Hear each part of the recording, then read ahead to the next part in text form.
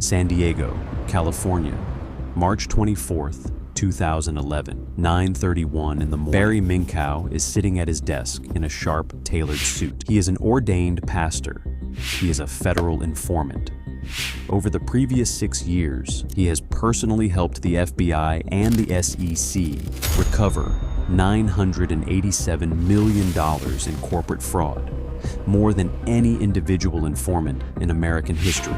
On Sunday mornings, he preaches to his congregation at the San Diego Community Bible Church. Every week, he stands at that pulpit and talks about repentance and redemption. And every week, he steals from the collection plate on the way out $3 million from his own church, from widows and elderly parishioners. He is doing this while working hand in hand with the FBI, while being celebrated on national television, while Hollywood is literally finishing a multi-million-dollar movie about his incredible life redemption, starring James Caan.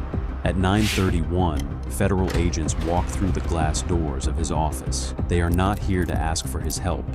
They are here to arrest him for the second time. This is the story of the only man in American history to defraud Wall Street as a 16-year-old prodigy, go to federal prison, reinvent himself as the FBI's most trusted fraud hunter, and then use that exact government credibility to defraud Wall Street again, all while robbing his own congregation blind. The question is not whether he is a genius. The question is how the FBI, the SEC, and an entire Hollywood production company all missed what was happening right in front of them. To understand how a man tricks the FBI, you have to go back to how he tricked Wall Street the first time. Reseda, California, 1982. Barry Minkow is 16 years old. He is working out of his parents' cramped garage in the San Fernando Valley. He has no money, no connections, and no college degree. What he does have is a telephone, an absolute obsession with getting rich, and his mother's stolen credit card. He starts a carpet cleaning business called ZZZZ Best. The extra Z's are just to make it stand out in the yellow pages. Because a 16-year-old cannot legally sign a commercial lease or get a bank loan, Barry funds his startup entirely through theft. He steals his grandmother's jewelry. He steals his mother's credit cards. He uses the stolen money to buy industrial vacuums, cleaning chemicals, and a clunky used van. He hires his high school friends to do the actual scrubbing. He tells them to work fast. He tells them to cut corners. Cut corners? But cleaning dirty carpets in suburban living rooms is slow money. A $50 job here, a $75 job there. At this rate, it will take him a lifetime to become a millionaire. Barry looks at the books. The math does not work. He realizes something fundamental about American business. Nobody gets rich doing the actual work. You only get rich if people believe your company is a machine that prints money. So, he stops focusing on cleaning carpets. He starts focusing on the illusion of growth. He forges credit card charges. If a customer pays $50 to have their living room scrubbed, Barry alters the receipt to read $500. He deposits the fake receipts, artificially inflating his revenue. Suddenly, his tiny garage operation looks like a booming regional enterprise. The problem with forging credit cards is that eventually, hundreds of customers dispute their bills. The credit card companies demand their money back. Barry needs cash, and he needs it immediately to cover the money he has already stolen. So, he turns to the only people in Los Angeles willing to lend hundreds of thousands of dollars in untraceable cash to a teenager. The organized crime syndicates of the San Fernando Valley. The math of a mob loan is a ticking clock, and that clock is a death sentence. By 1985, Barry owes massive sums to loan sharks connected to the Colombo crime family. The interest rates are not calculated per year. They are calculated per week, 2 to 5% every 7 days. If he misses a payment, they will kill him. It is that simple. He cannot clean enough carpets to pay the weekly interest. He needs a ghost. He needs a fake revenue stream so massive that legitimate banks will give him millions of dollars, which he can then use to pay off the mob. he finds his ghost in a concept called insurance restoration. Here is how real insurance restoration works. When an office building floods or catches fire, the insurance company hires a specialist contractor to strip the ruined drywall and rebuild the interior. These contracts are massive. $2 million, $5 million, $8 million. Barry realizes that banks don't actually inspect these buildings. They just look at the paperwork. So, while the mob is threatening his life, Barry invents a completely fabricated multi-million-dollar restoration contract in Southern California. There is no contract. There is no flooded building. But Barry uses a fake appraisal firm, run by his associates, to generate forged documents validating the job. He takes these documents to a legitimate bank. The bank looks at the official papers, assumes they are real, and hands him a massive loan. He takes the bank's money, pays off the mobsters so they don't break his legs, and pockets the rest. It is a classic Ponzi scheme, wrapped in wet carpet. To keep the scheme alive, the fake jobs have to get bigger. By 1986, Barry Minkow takes ZZZZ best public on the stock market. Wall Street absolutely falls in love with him. He is the boy wonder, a 19-year-old CEO who took a garage startup and turned it into an empire. At its peak, the stock market values ZZZZ best at $280 million. Converted to today's money, that is $750 million, $750 million, and 86% of the company's revenue simply does not exist. But in the spring of 1987, the illusion hits a wall. Independent auditors demand to physically inspect ZZZZ Best's latest triumph, a massive $7 million restoration job on an office building in Sacramento. Barry does not have a restoration job in Sacramento. He has never even been to the building. The auditors are flying to Sacramento. If they find an empty building, the $750 million house of cards collapses instantly. Barry goes to prison. The mob loses their money. Barry decides to build an entire $7 million construction site overnight. The plan had 4 components. Each one was timed to the exact minute. Component 1, find a building. Barry's accomplices scour Sacramento and locate a massive, partially finished office building that happens to be completely empty for the weekend. Component 2, secure access. They track down the leasing agent for the building. They hand him thousands of dollars in cash to simply look the other way and hand over the master keys. The agent takes the money. Component 3, the dressing. On the night before the auditors arrive, Barry and his team flood the empty building. They carry in massive stacks of architectural blueprints. They hang enormous ZZZ Best corporate banners across the scaffolding.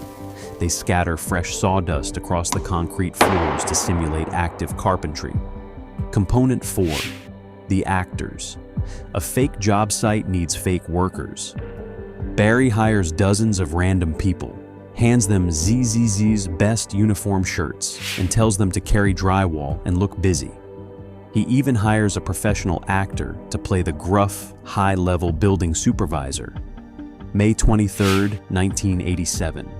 10 o'clock in the morning, the auditors arrive. Barry meets them at the door wearing a perfectly tailored suit and a white hard hat. He walks them through the building. The power tools are buzzing. The fake workers are carrying drywall. The actor playing the supervisor comes up, shakes the auditor's hands, and loudly complains about the tight deadline, adding perfect credibility to the illusion.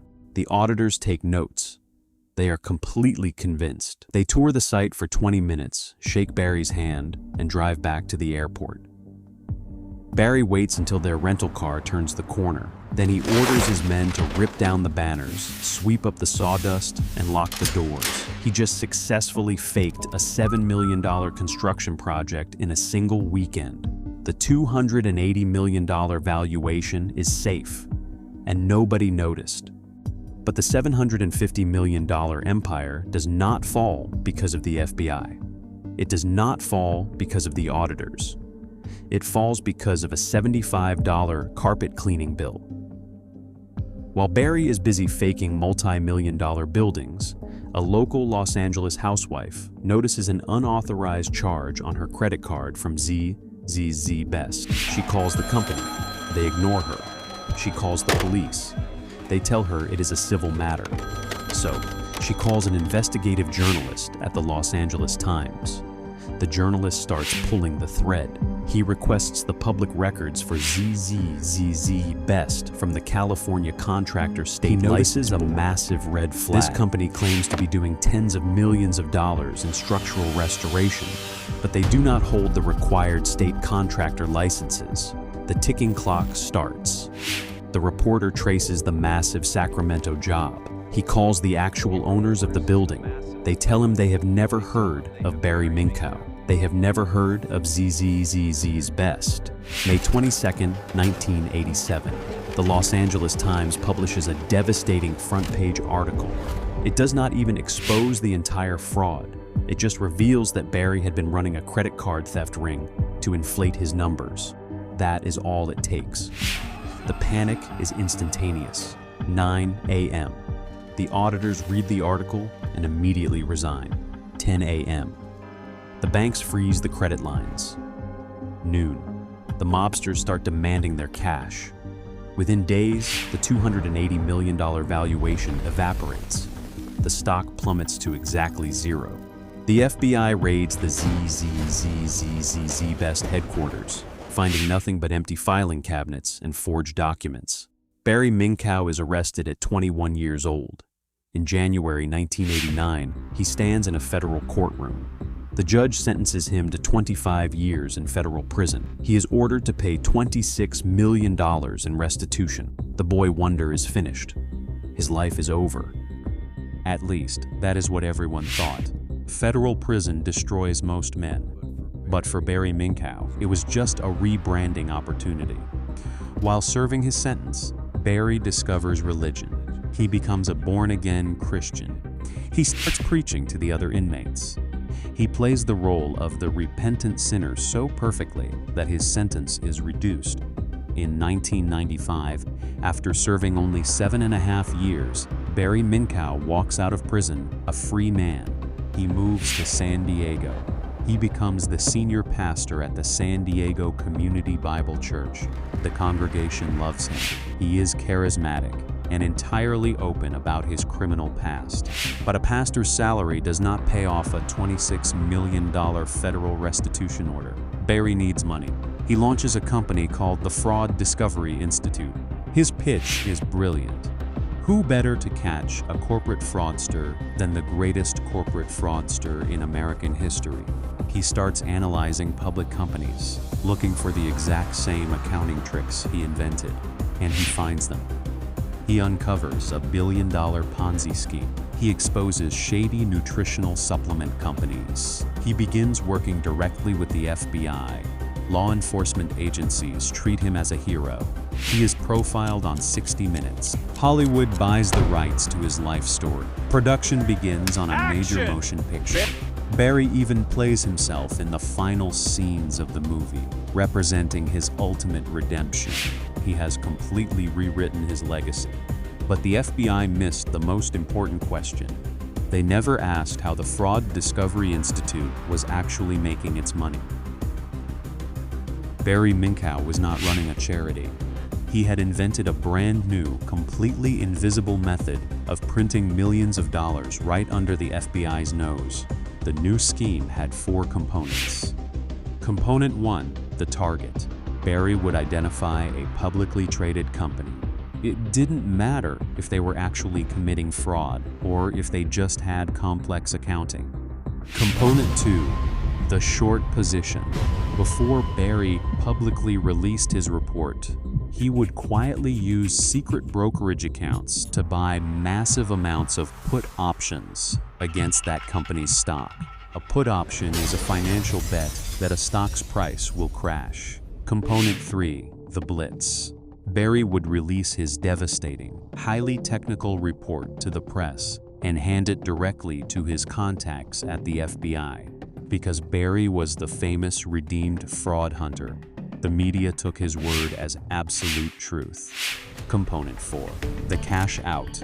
The moment the report aired, The market panicked. The targeted company's stock would instantly collapse. Within hours, Barry would cash out his short positions, quietly pocketing millions of dollars in pure profit. It was a highly sophisticated extortion racket. It was textbook market manipulation, and it was completely illegal. But Barry got greedy. He stopped targeting actual criminals and started targeting perfectly legitimate companies. In 2009, he sets his sights on Millionaire Corporation, one of the largest home builders in the United States. Barry releases a massive 50-page report accusing Millionaire of being a massive Ponzi scheme. He goes on national television. The market panics. Millionaire's stock drops 20% in a single day. Nearly $500 million in market value is wiped out instantly. Barry cashes out his short positions and makes a fortune. But Millionaire is a multi-billion-dollar corporation with an army of ruthless corporate lawyers. They do not fold. They fight back. They hire private investigators. They tear through Barry's claims and prove them to be completely fabricated. And most importantly, they trace the short-selling bets directly back to Barry Minkow's secret accounts. They take the exact evidence straight to the FBI. The exact same federal agents who used Barry as their star informant suddenly realize they have been played. Which brings us back to March 24th, 2011. The FBI agents walk into the Fraud Discovery Institute and arrest their own informant.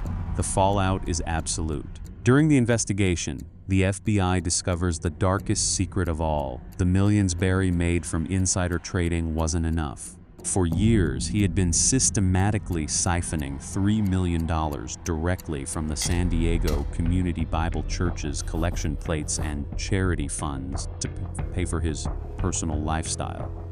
The Hollywood movie about his incredible redemption was in post-production when the arrest happened. The director had to desperately rewrite and reshoot the ending, changing it from a triumphant tale of redemption into a dark tragedy. The movie was quietly released straight to video under a different name. Barry Minkow went back to federal prison. He was sentenced to 5 years for the Millionaire stock manipulation, and another 5 years for stealing from his own church. The ZZZZ best scam changed the way accounting firms audit public companies forever. No auditor today will ever take a CEO's word that a building exists. They must physically verify every brick, all because of a 16-year-old kid from the San Fernando Valley. He didn't use a gun. He didn't use a mask. He just understood the one vulnerability that the entire global financial system is built on. If you tell a big enough lie, and you say it with absolute confidence, the smartest bankers in the world will hand you the keys to the vault.